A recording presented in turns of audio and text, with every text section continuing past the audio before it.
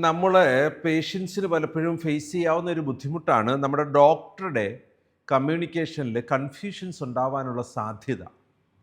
അങ്ങനെ കൺഫ്യൂഷൻ ഉണ്ടാകാനുള്ള സാധ്യത ഉണ്ടാകുന്നതിന് പല കാരണങ്ങളുണ്ട്, എന്തോ ആകട്ടെ.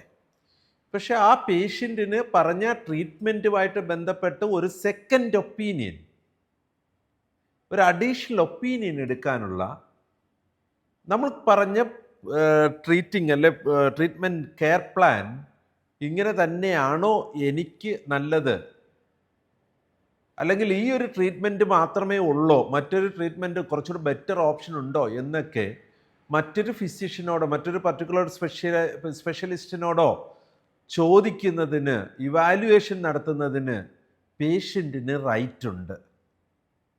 പേഷ്യൻ്റ് റൈറ്റ്സിൽ നമുക്ക് ഇഗ്നോർ ചെയ്യാൻ പറ്റാത്തൊരു വളരെ വിലപ്പെട്ട ഒരു സ്ഥലമാണിത്.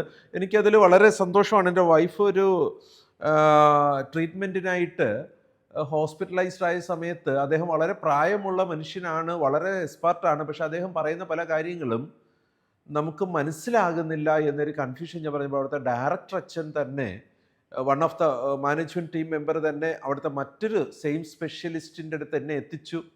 ഞങ്ങളുടെ ട്രീറ്റ്മെൻറ്റുമായിട്ട് ബന്ധപ്പെട്ട് ഞാൻ ആക്ച്വലി അത് പറഞ്ഞ് മനസ്സിലാക്കാനായിട്ട് ഇങ്ങനെയൊക്കെ പറയേണ്ടി വന്നു. ഒരു താത്വിക അവലോകനമാണ് എനിക്ക് വിഷയത്തിൽ അനിവാര്യമായിരിക്കുന്നത്, അതുകൊണ്ട് എന്നെ ഒന്ന് സഹായിക്കുമോ എന്നൊക്കെ ചോദിച്ച് നേടിയെടുത്തു. സാധാരണ എല്ലാ പേഷ്യൻറ്റിനും അത് കിട്ടണമെന്നില്ല. ഞാൻ ഈ ഹെൽത്ത് കെയറിൽ 10-25 കൊല്ലം നിൽക്കുന്നത് കൊണ്ട് എനിക്കന്ന് റെസ്പെക്റ്റ് ആയിരിക്കാം അത്.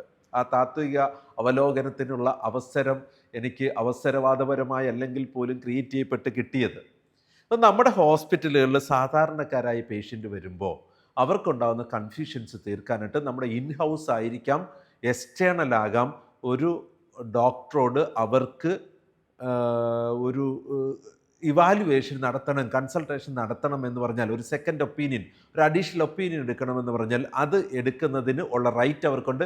കമ്മിറ്റ്മെൻറ്റ് ഒബ്ജക്റ്റീവ് എലമെൻ്റാണ് PRE 2F. Patient and family rights include a right to seek an additional opinion regarding clinical care. ഓർമ്മയോടെ നമുക്ക് ഈ ഒരു കാര്യം അനുവദിച്ചു കൊടുക്കാമെന്നത് അവരുടെ റൈറ്റാണ്. പേഷ്യൻ്റെ റൈറ്റ് നമ്മളറിയണം, അപ്പോഴാണ് അത് റെസ്പെക്റ്റ്ഫുള്ളായിട്ട് അവർക്ക് അനുവദിച്ചു കൊടുക്കാൻ പറ്റുന്നത്.